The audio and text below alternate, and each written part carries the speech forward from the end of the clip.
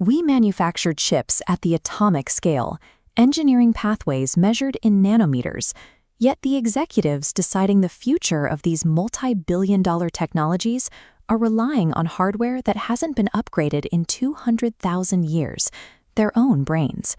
Take the semiconductor industry. Right now, leadership teams are weighing massive, high-stakes investments, debating whether to back high-NA or hyper-NA EUV lithography machines. This abstract model shows human working memory capacity. Cognitive psychologist George A. Miller proved that our working memory, the brain's mental scratchpad, can hold only about 7 items at once. A strategic choice like EUV lithography involves 15 or 20 competing factors. You have capital costs, technology risks, and market timing colliding with personal egos and departmental politics. When you force 20 variables into a space built for 7, the biological hardware crashes.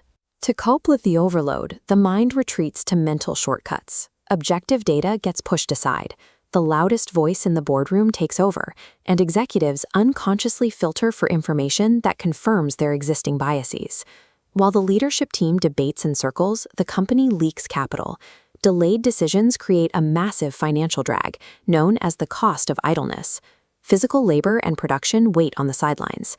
Modern markets have outpaced our biological evolution. To navigate them, decision-makers need a mathematical cognitive exoskeleton that supports our inherent mental limits. To fix the biological bottleneck, we need to introduce structure. The foundation of that structure is the analytic hierarchy process, a method for breaking massive, tangled choices into highly specific, digestible pieces.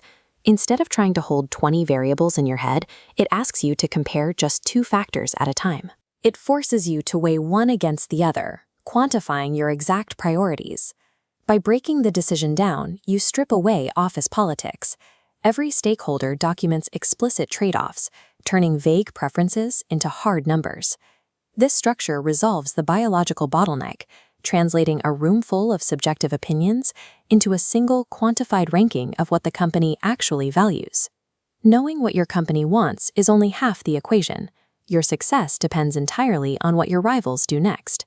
In the lithography market, a decision to invest in high-NA EUV triggers a direct response from major competitors, like Nikon. And then there is Canon. The environment is a complex multiplayer arena. The THINK25 platform feeds your internal priorities into a game theory module as quantitative payoffs. The system then uses AI modeling to estimate how competitors will weight those exact same objectives. You integrate your internal values with competitive game theory, moving from a blind guess in a boardroom to a dynamic mathematical simulation. The ultimate goal of this simulation is to locate the Nash equilibrium. This is the specific point where no player can improve their position by unilaterally changing their strategy. This dashboard displays the result. The software cross-references your internal priorities against the simulated competitor moves to calculate the optimal path forward. This grid represents the payoff matrix. It reveals that committing to the high-NA launch is the mathematically stable, dominant response. Because this conclusion was reached through a structured system, every step is documented. You have an immutable audit trail, making the strategy perfectly defensible to your board of directors. We no longer need to rely on boardroom power plays or primitive biological instincts to shape our technological future. By structuring our thinking, we transform uncertainty into clarity.